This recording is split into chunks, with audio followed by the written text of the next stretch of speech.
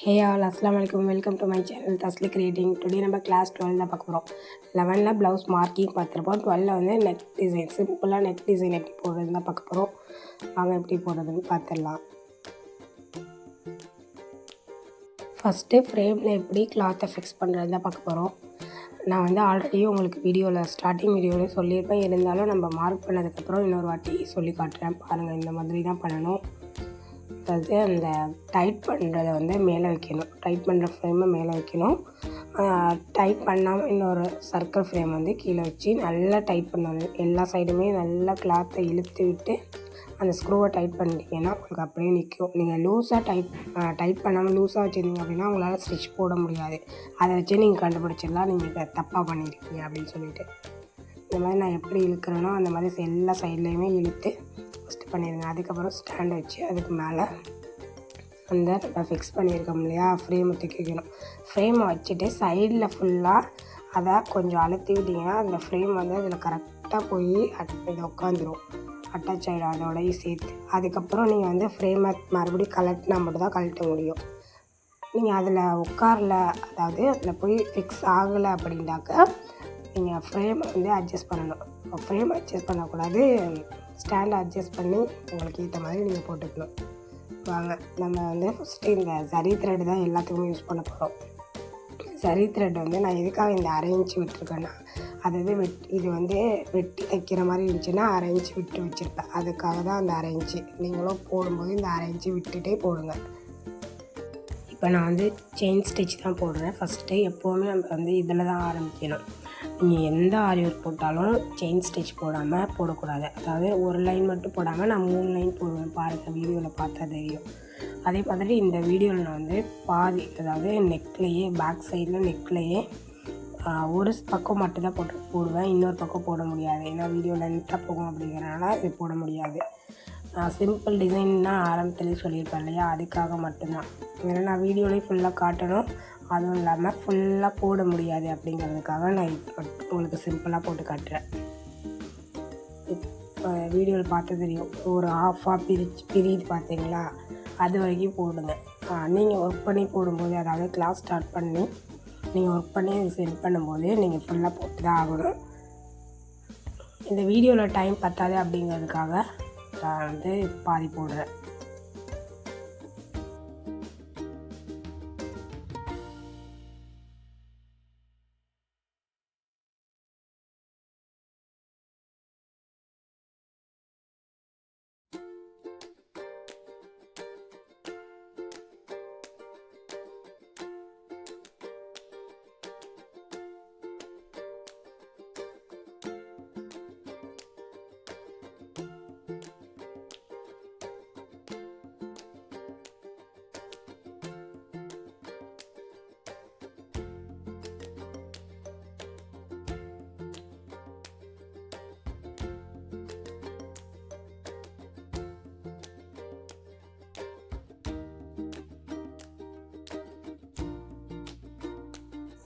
இப்போ உங்களுக்கு பார்த்தீங்கன்னா தெரியும், செயின் ஸ்டிச்சே நான் வந்து 3 லைன் போடுறோம் பார்த்தீங்களா. ஏன் இந்த மாதிரி போடுறோம்னாக்கா உங்களுடைய ப்ளவுஸ் வந்து இன்னும் ஹைலைட் பண்ணி காட்டும். அதுவும் இல்லாமல் இந்த மாதிரி தான் நான் கற்றுக்கும் போது எனக்கு இந்த மாதிரி தான் சொல்லி கொடுத்தாங்க. அதுக்காக நான் சொல்லித்தரும்போது இதே மாதிரி தான் ப்ரொசீஜர். உங்களுக்கு இது கொஞ்சம் ஈஸியாகவும் இருக்க மாதிரி இருக்கும். நீங்கள் ஆரி ஒர்க் பொறுத்த வரைக்கும் நீங்கள் டைம் கீப்பப் பண்ண கற்றுக்கிட்டிங்கன்னா உங்களுக்கு ப்ளவுஸ் நீங்கள் ஆர்டர் எடுக்கும்போது ரொம்ப ஈஸியாக முடிஞ்சிடும்.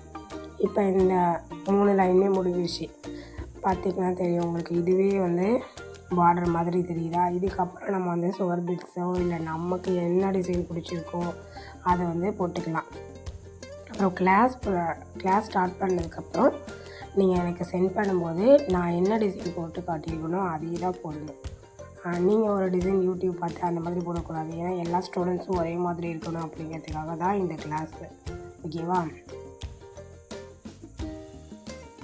இதுக்கப்புறம் வந்து நான் வந்து சில்க் த்ரெட்டை வச்சு தான் யூஸ் பண்ணுவேன்.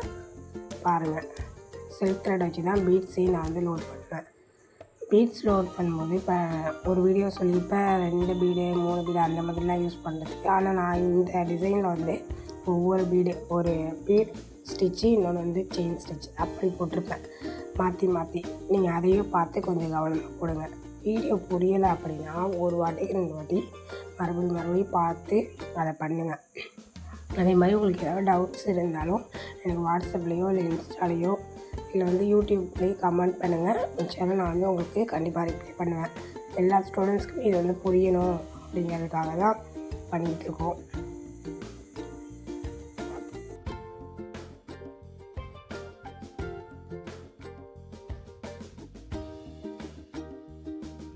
அதே மாதிரி சுகர் பீட்ஸ் ஸ்டிச் போடும்போது நீங்கள் நீடிலே மாற்றிக்கோங்க.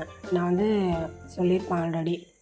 உங்களுக்கு எந்த நீடில் ஈஸியாக இருக்கணும். ஆனால் இந்த சுகர் பீட்ஸ் ஸ்டோர் பண்ணுறதுக்கு இன்னொரு நீடில் இருக்காது. நான் உங்களுக்கு வீடியோவில் ஸ்டார்டிங் வீடியோவில் காட்டியிருப்பேன். அதை கூட வச்சு நீங்கள் பண்ணுங்கள். அதை பண்ணும்போது கூட உங்களுக்கு ஈஸியாக இருக்கும். ஏன்னா இதில் கொஞ்சம் அதாவது அந்த ரோல் பண்ணும்போது உங்களுக்கு கையில் மாட்டுற மாதிரி இருக்கும். ஏன்னா எனக்கே அப்படி தான் இருக்குது. அதுக்காக சொல்கிறேன். உங்களுக்கு எது ஈஸியாக கன்வீனியன்ட்டாக இருக்கோ அதை பண்ணிடுங்க.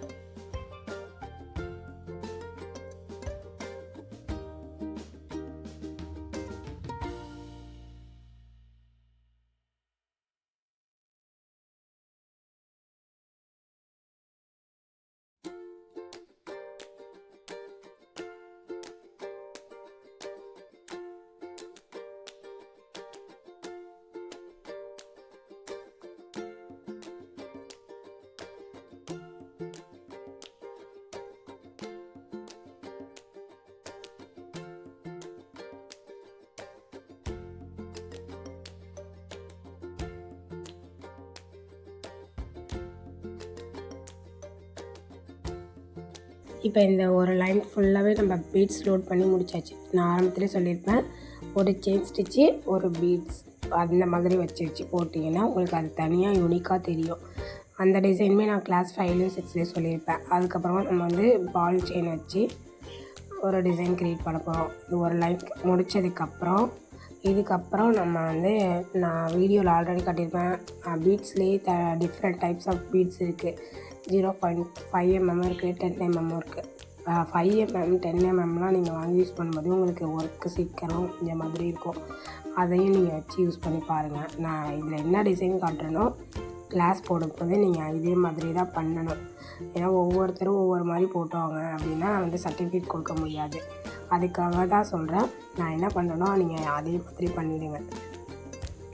கிளாஸ் முடிஞ்சதுக்கப்புறம் நீங்களாக ஓன் டிசைன் க்ரியேட் பண்ணும்போது நீங்கள் என்ன டிசைன் க்ரியேட் பண்ணுறீங்களோ அதை நம்ம ஆல்ரெடி ஸ்டூடெண்ட்ஸோட விருப்பம் தான். மெஹந்தி கிளாஸ்லேயும் நம்ம அந்த மாதிரி தான் பண்ணியிருப்போம். இப்போ ஆரி ஒர்க்குக்கும் நம்ம அதே ஆப்ஷன் தான் கொடுக்குறோம். கிளாஸ் முடிக்கிற வரைக்கும் தான் இந்த கிளாஸில் உள்ளது எல்லாமே பண்ணணும். கிளாஸ் முடிஞ்சதுக்கப்புறம் லாஸ்ட்டு கிளாஸ் வந்து ஸ்டூடெண்ட்ஸோட ஆப்ஷன் தான். அதாவது நீங்கள் ஆல்ரெடி மெஹந்தி கிளாஸ் கற்றுருந்தீங்க என்கிட்ட அப்படின்னா அவங்க அந்த ஸ்டூடெண்ட்ஸ்க்கு எல்லாருக்குமே தெரியும்.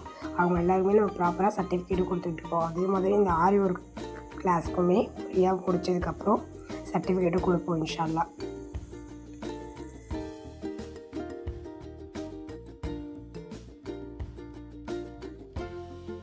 இந்த பால் செயினை ஒட்டினதுக்கப்புறம் கொஞ்சம் நேரம் நல்லா காய விட்டு அதுக்கப்புறம் தான் வேறு ஸ்டிச் போட முடியும்.